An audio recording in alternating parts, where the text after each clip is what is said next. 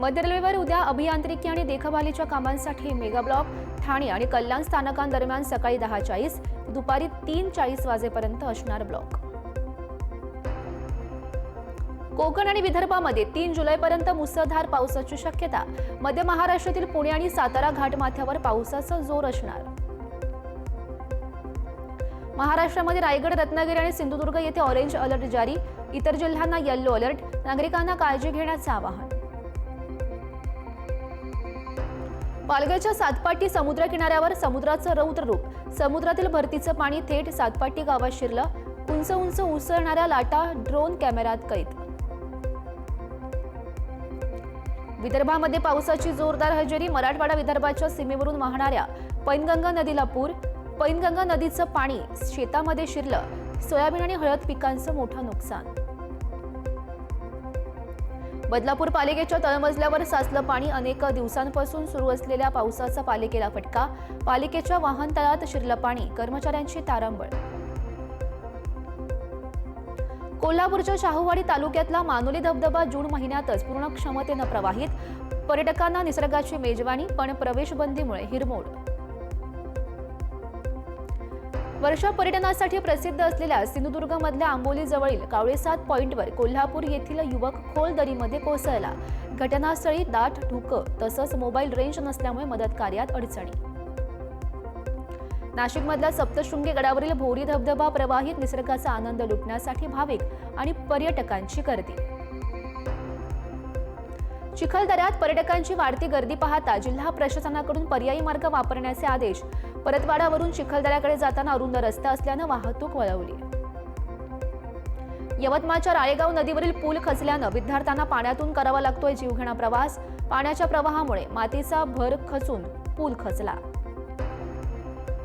बुलढाण्यामध्ये देऊळगाव येथील उतावळी प्रकल्प पहिल्याच पावसात ओव्हरफ्लो। अनुचित घटना टाळण्यासाठी प्रकल्पावर सुरक्षा रक्षकांची नेमणूक करण्याची स्थानिकांची मागणी।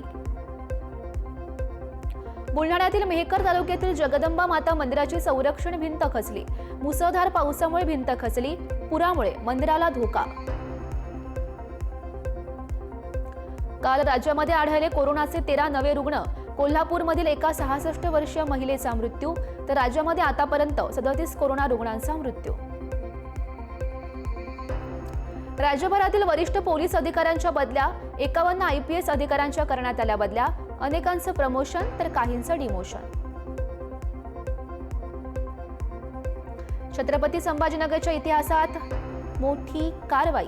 1350 मालमत्तांवर मनपाची मार्किंग। आजपासून पाडापाडीची सुरुवात। अनधिकृत बांधकामांबाबत ठाणे महापालिकेच्या भूमिकेवर उच्च न्यायालयाचे ताशेरे ओढल्यानंतर पालिका प्रशासनाकडून धडक कारवाई सुरू। खंडपीठाकडून पालिकेच्या कारवाईवर समाधान व्यक्त। JNPT नावाशिवा फ्री पोर्ट टर्मिनल भरती गुजरातऐवजी महाराष्ट्रात। JNPT नोकरी भरतीच्या मुलाखती गुजरातमध्ये होणार असल्याची जाहिरात मिळताच मनसे आक्रमक। मनसेच्या भूमिकेनंतर जाहिरात रद्द।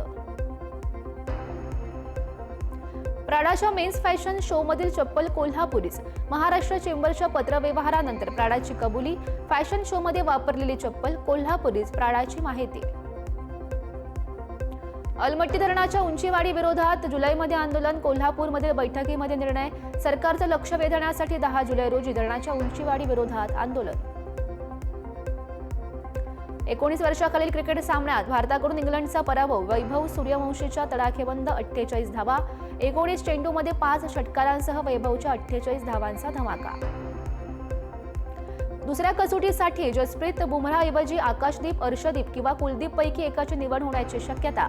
वर्कलोड व्यवस्थापनामुळे बुमराह 3 सामन्यांमध्ये खेळणार।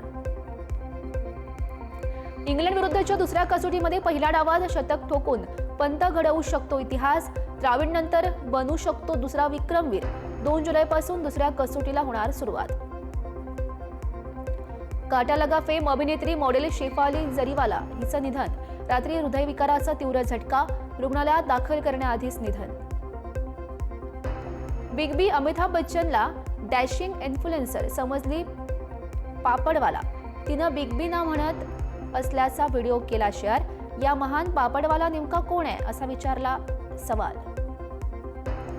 लोकप्रिय अभिनेत्रीचा रश्मिका मंदानाचा कथित बॉयफ्रेंड विजय देवरकोंडाकडून कौतुक, म्हणाला हा चित्रपट जबरदस्त असणार. विजू तुला माझा अभिमान वाटेल, रश्मिकाचं प्रत्युत्तर. मनोज वाजपेयीची वेबसिरीज फॅमिली मॅन 3 ची प्रेक्षकांना उत्सुकता. नुकताच या भागाचा ट्रेलर रिलीज. पहिल्या 2 भागांना प्रेक्षकांचा चांगला प्रतिसाद.